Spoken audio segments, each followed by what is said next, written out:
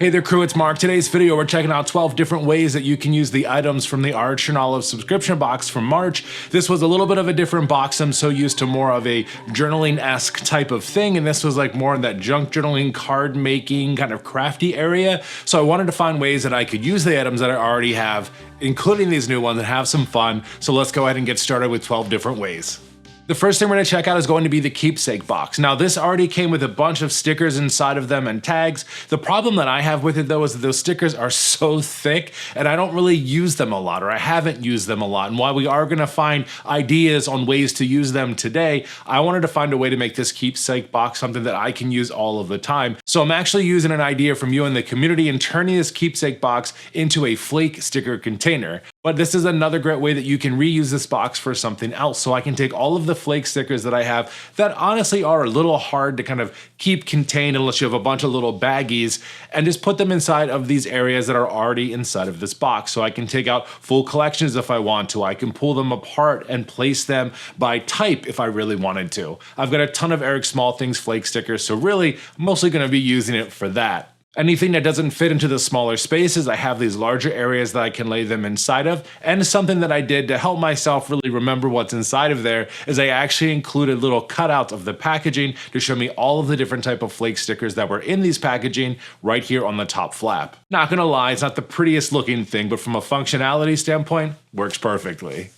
Even if you're deciding to keep this keepsake box with the stickers that came with it, we have to customize the front of this. It's just screaming for some attention. So let's go ahead and we're gonna pull off the backing of some of these stickers. We're gonna add them here to the top. We've got the ferns, we've got the butterflies, the beetles. I actually think it looks really cool on top of this because the thicker stickers add a little dimension to them, so it looks really cool. We also have this label area in the center, which I'm going to use one of the acrylographs for. Since I'm using this for flake stickers, I'm going to go ahead and title it that, but you would just title it whatever you're keeping inside of this box. I also thought about potentially using these spaces to organize nibs for my fountain pens and for my dip pens as well, so that could be another idea for you too. Let's add that as number 13. Inside of this box, we also got this beautiful traveler size notebook as well, and while I love the size, I've never really found a big use for them before, but I did generate a few ideas for you today that you can put into play, especially if this is your very first. So I have tried to use traveler size notebooks before for kind of point in time journaling, maybe a few sentences a day, but was never really successful with that. I think that a traveler size is actually perfect for swatches because it doesn't have a whole lot of width to it, but plenty of length. So even if your pen set, your marker set comes with 20 different colors, you can add them all on one page and keep flipping and going as you go through them. So I can swatch things like the gel pen colors that came as a part of this March subscription box. We all have plenty of collagraphs and acrylographs in our collection, so now if you don't already have them marked out and seen the different colors and collections, you can start to add them inside of this brand new swatch book for yourself. If you want to keep track of your inks, ink swatches are a great thing to keep inside of a notebook like this as well. Plenty of space for your swatch as well as a writing sample as well. And now that Arch and Olive is doing more with inks, you can add them all into your collection as you go through to see what they look like on the Arch and Olive paper. If you're looking for a little bit of a different type of swatch, one of my favorites is the ink blot swatch. All you have to do is take a drop of ink, put it onto your paper, and use a plastic sandwich baggie and move it around on the page. And you get this really cool looking swatch with the ink that you're using. It looks especially cool with shimmer ink, so you get more of the feeling on there as well. Just another way to have fun inside of this traveler size notebook. Let's keep that swatch ideas going. Why not go ahead and put the washi tapes that you have into a swatch book as well? We can see them on a roll, but you can't always see everything that's on that roll. So swatching them out real quick on your paper lets you catalog the collections that they're coming from and take a really good look at the size and the different patterns that are on these swatches.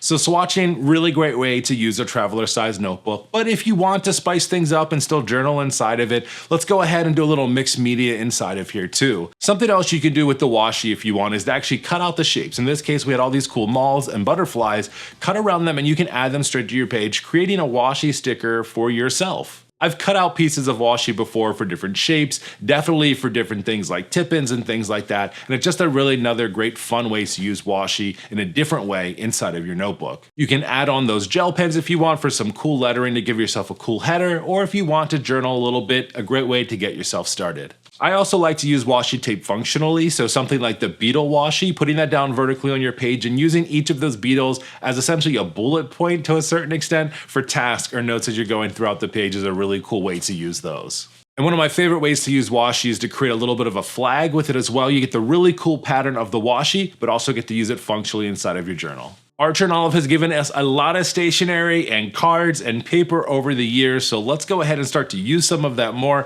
And I think that the stickers that came as a part of that memento box are really fun to use, but it's just finding the right way to use them. So let's create a little quick note card. Everyone always says, Mark, you should try out card making, and well, I'm gonna do a little bit of it right now. We can take a note card, we can take some cardstock if we have it, and just put it in half, and we're gonna go ahead and create a little hello note here for somebody. Like I said, these thicker stickers add some dimension to your page, which makes it just a little bit more exciting than just putting down a sticker or washi, but really you can use anything that you want. Write a little note inside your card thanking somebody or just giving them a nice how you doing today is a great way to utilize the art and stationery that you already have in a really fun and exciting way, and everyone likes to get some little cards every now and again. Inside the subscription box, we also got some colored pencils, and I know some people were like, what am I going to do with colored pencils? I haven't used colored pencils in years. Well, use them inside of your bullet journal. I've partnered these along with some stamps as a way to color them in. And what I really like about colored pencils, and I'll be honest with you, I don't usually think about grabbing a colored pencil when I'm creating inside of my journal, but I really like the texture that it gives to the page because it picks up some of the grain of the paper that you're writing with. You can see through it a little bit. And in this case, where I'm using a book stamp with the colored pencils, it gives it a really cool vintage look. You can also use the gel pens to color in a stamp if you want as well. They give a totally different look than the colored pencils do. I personally would prefer to do them with a smaller stamp just because that's a lot of space to cover with something small like that gel pen tip. But something like these notebooks here in the stack with this coffee were a really great option, and I really like the way that it looks, and again, can create a really cool header or small piece inside of your journal. Customize it a little bit more by cutting one of the cardboard stickers here and adding to the bottom of your page to give it a really cool look. Now, wax seals, they're interesting. I like them. I've only ever explored them because of the subscription boxes. So what are some different ways that you can use this other than sealing up a letter? One of the things I haven't really used inside of this box yet, which we're going to use now, is one of the sticker tags that came inside of that memento box. This is already built in with 3 open squares and room to write. So if we wanted to, we could write or do whatever we want inside of here. We're also going to add some extra fun and dimension to the page with the wax as well. So the way that we're going to use the wax stick is we're going to light the wick and you're slowly going to let it drip onto your page or onto your envelope or wherever you're using it. It can take a little bit, but don't worry, as it's dripping down, it's still keeping the other wax warm. Then what you're gonna do is you're going to go ahead and take your press seal that you have here and you're gonna press it over top. Now this one is very big. It's a big rectangle, it's super cool, so you do need a lot of wax, but you can also just use pieces of it as well and stamp it on there to get the different effects, whether it's more of the stamp part or in this case, the butterfly that we had on there. You can add dimension to these parts of your notebooks too by adding some stickers and washi tape and writing in different things that are going on as well. In this case, it's a memory keeping piece about a day at the park, writing a little bit of something that happened during your day, but being artsy while you're doing it.